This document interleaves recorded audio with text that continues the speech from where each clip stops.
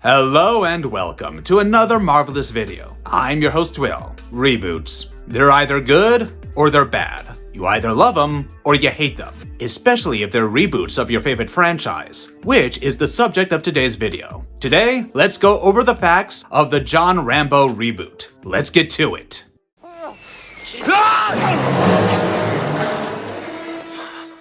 I need everyone to stop doing whatever they're doing right now because the John Rambo reboot is no longer just a Hollywood rumor. It is happening for real, and the details that have been out so far are both exciting and concerning. There's a reason why Rambo is considered a cultural reset in Hollywood. He represents something raw and broken, yet so full of indomitable will that audiences just get a pure adrenaline rush from seeing him on screen. And Sylvester Stallone played the part to perfection. How long has it been now? Almost 40 years? And all this time, the Rambo bandana has been a staple Halloween costume across the world. We're going back to where it all began to hopefully show these Gen Z kids what real action cinema used to be like. Am I right? In this video, I'll break down some of the confirmed facts about the film and a few rumored ones, right from the director who will make the franchise great again to who will be playing the iconic role.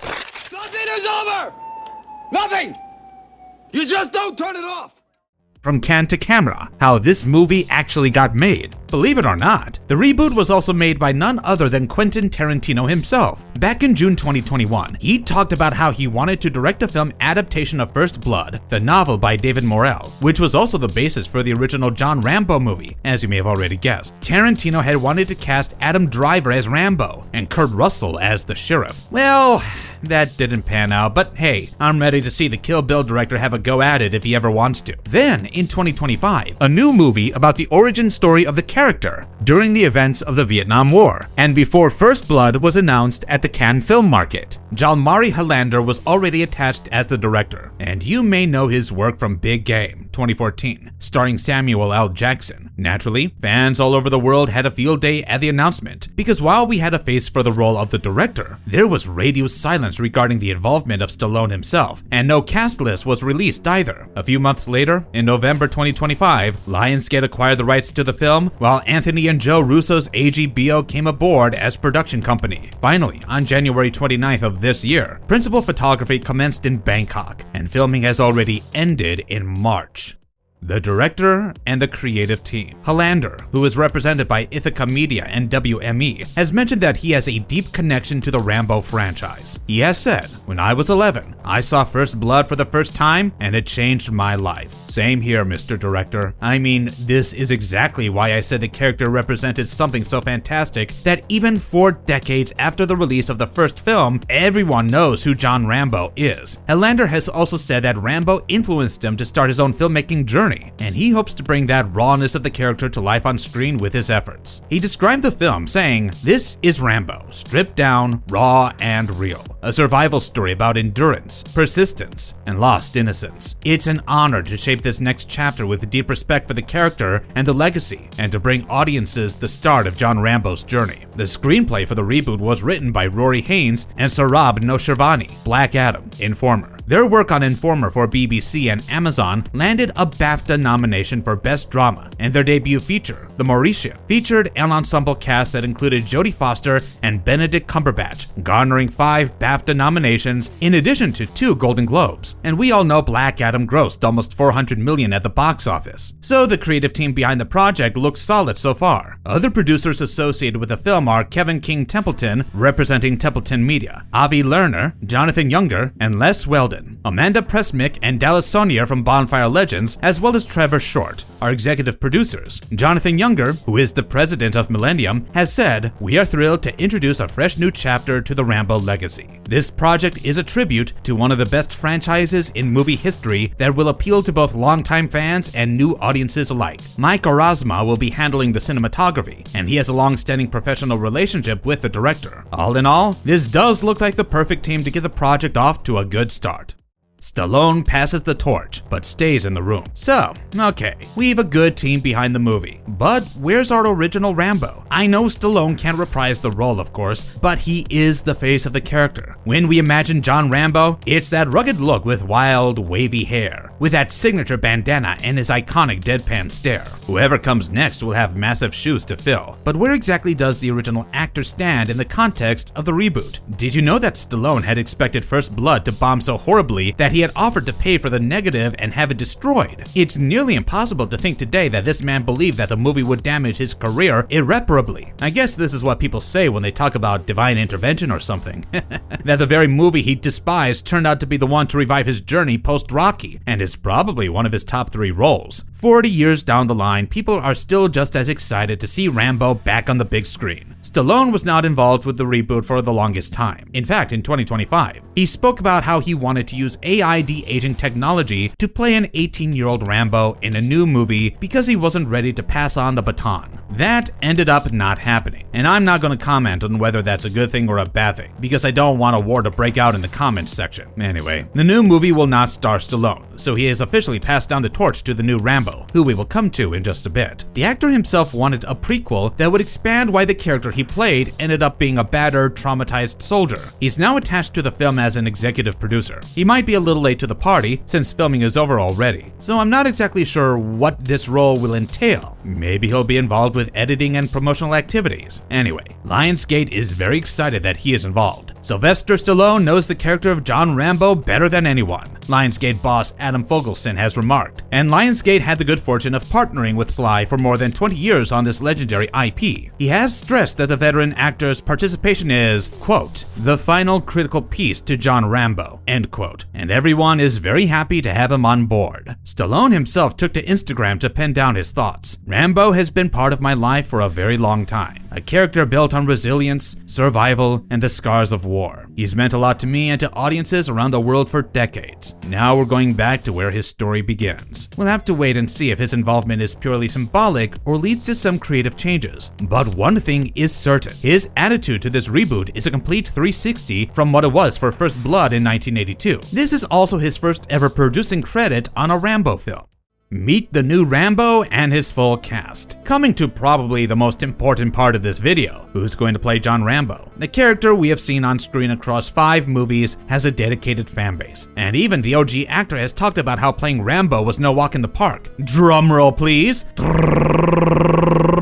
It is Noah Centineo. Yes, the same Noah Centineo from To All the Boys I've Loved Before. And do not come at me saying rom-com actors cannot do action films, because I want to introduce you to a certain Nicolas Cage. In fact, Centineo has also starred in Netflix's The Recruit and is set to appear in Street Fighter this October. Oh, and he was also a part of Black Adam, where Rory Haynes and Sohrab Noshervani were again involved. The man himself has said that he was not in the running in Hillander's mind, because most people still associate him with that rom-com boy image. I don't really know how to explain it. I just went, I need to be that guy. I need to try this. I just had a feeling, Centineo said. And he pretty much wore the team down until they told him, you're Rambo. But he took a meeting eventually. The Recruit star added, we wore him down. In that meeting, I had to read the script and we got to talking. And I don't know, I guess I lied, cheated, and stole my way into it and burrowed my way into his head a little bit, and he started considering it. Persistence always wins, right? I know that it'll be difficult to play the role, and he has not done anything exactly similar yet. But let's give the man a chance first, yeah? And also, we should remember that Stallone has given his blessings to this adaptation. So if he thinks Centineo can do it, it is certainly worth something. Other cast members include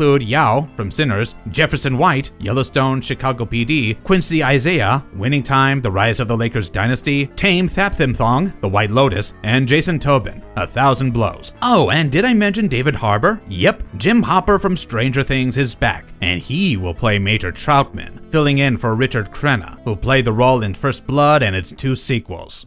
Filming in the jungle, behind the scenes in Thailand. Filming was done in Bangkok to emulate the conditions of the Vietnam War as accurately as possible. And you don't have to go there to know that there's only one thing you'll find in heaps in the tropical forests of Southeast Asia: mosquitoes. The director has already stated that this is going to be more than just an action movie. It will be about pure survival. Rambo is to be stripped down to his core. And what better way to do that than to throw the cast into the sweaty, humid, mosquito-infested areas of Bangkok, Krabi, Phang Nga, and Kanchanaburi. The landscapes across these regions will give a tone of authenticity to the film, emulating the jungle and rural setting the movie is trying to achieve. Noah Centineo has said, "We wanted to do justice to Stallone's and Rambo's monologue in First Blood at the end of the film, with him and Trotman at the police station, when he breaks down and he explains that he can't keep a job and the trauma of what happened before. At least for me, that was my North Star for this prequel, because our John Rambo is the prequel to that story." In a Finnish interview, Helander noted that the shooting conditions were brutal, rough, and sweaty, especially considering these are big-time Hollywood names who are obviously not used to that kind of climate. He wanted to bring out the best and worst of them through this method, I guess. A studio shoot can't really match up to real-life conditions, especially when the theme is survival. Some reports have also stated that the Thai military itself helped with logistics and actual locations were used instead of sets. This actually reminds me of how the shooting for First Blood was also an intense, grueling affair, which probably explains why Stallone just wanted the film not to be released at all. Producer Ed Carlin suffered a heart attack and had to be replaced by Buzz Feitshans, and then Kirk Douglas left at the last minute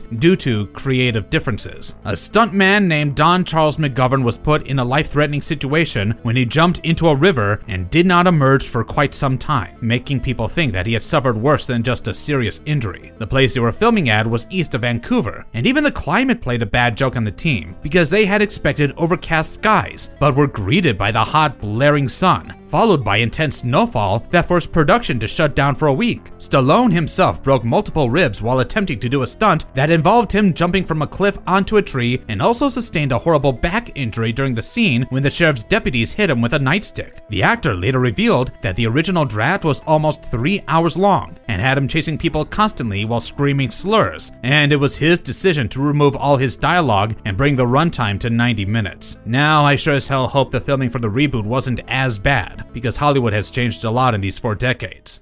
The James Franco Factor, Hollywood's most controversial casting. You might be wondering why I didn't mention James Franco's name in the cast portion earlier, and you probably know the reason too. In 2018, he was accused by multiple women of sexual assault, which his representatives had initially denied. A lawsuit was also filed against him in 2019, which was settled in 2021 for over $2 million. That same year, he addressed the allegations in a pretty vague manner, saying, "In 2018, there were some complaints about me and an article about me, and at that moment I just thought, I'm gonna be quiet. I'm gonna pause. Didn't seem like the right time to say anything. There were people that were upset with me and I needed to listen." He also added that he was in recovery for substance abuse, and he had to deal with issues arising out of his addiction. He also admitted eventually that he had indeed slept with the film students who had accused him. Now, I'm not trying to stir up anything here, but when there is a settlement over $2 million and a personal confession involved, it is very natural for Hollywood to sideline the character. John Rambo will be Franco's first major role since the accusations surfaced, even though he is reportedly playing a minor part in the movie. We don't know what the reasoning was behind including him in this film, considering that it's already on thin ice for being a reboot of a very beloved franchise. We also don't know what the lead actors have to say about it, but some fans are definitely not impressed. I guess it remains to be seen how his involvement affects the film, if it does. What do you think? Was it the right call to include him in this project?